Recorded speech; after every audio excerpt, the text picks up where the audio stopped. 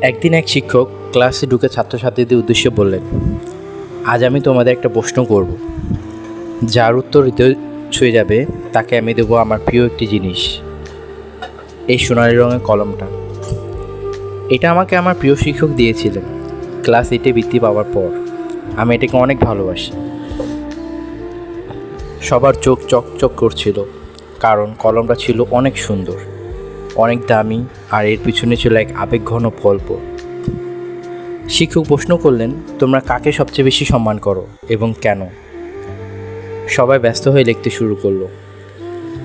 কেউ লিখলো আমার মা, কারণ উনি সব কিছু ত্যাগ করে আমাদের বড় করেছেন। কেউ লিখলো আমার বাবা, কারণ তিনি সারা জীবন কঠোর পরিশ্রম করে গেছেন। কেউ লিখলো আমার শিক্ষক, কারণ তিনি অন্ধকারে আলো দেখান। সবশেষে শিক্ষক হাতে তুলে নিলেন একটি খাতা, জীর্ণ মলিন কাগজ, অক্ষরগুলো কাপা কাপা। সেখানে লেখা ছিল এমন, আমি সবচেয়ে বেশি সম্মান করি আমার ছোট ভাইকে।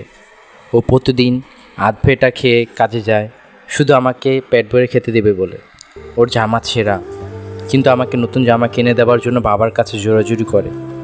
আমি জানি ওর ছিল প্রবল ইচ্ছে লেখাপড়া করার, কিন্তু আমাকে পড়াশোনা করানোর জন্য ও নিজে স্কুলে যায় না। একসাথে 2 সন্তানের পড়ালেখা খরচ জোগানোর মতো সামর্থ্য আমাদের বাবা মায়ের নেই। তাই আমি পড়ি, আর ও বাবার সাথে খেতে কাজ করে।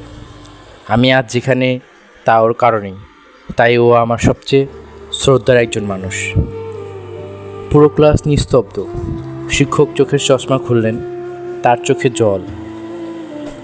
তিনি ধীরে ধীরে এগিয়ে গিয়ে সেই ছাত্রকে ডেকে বললেন, তুমি কলমটা রাখো, কারণ তুমি উপলব্ধি করেছো একজন মানুষের সম্মান বয়সে নয়, ত্যাগে তৈরি হয়। ছাত্র কলমটা হাতে নিল, তার হাত কাঁপছিল।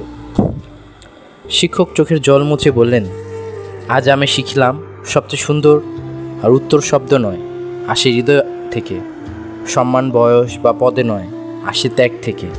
আমরা যখন অন্যের প্রয়োজনকে নিজের চাওয়ার চেয়ে বড় করে দেখি, তখনই আমরা সত্যিকারের অর্থে মানুষ হয়ে উঠি।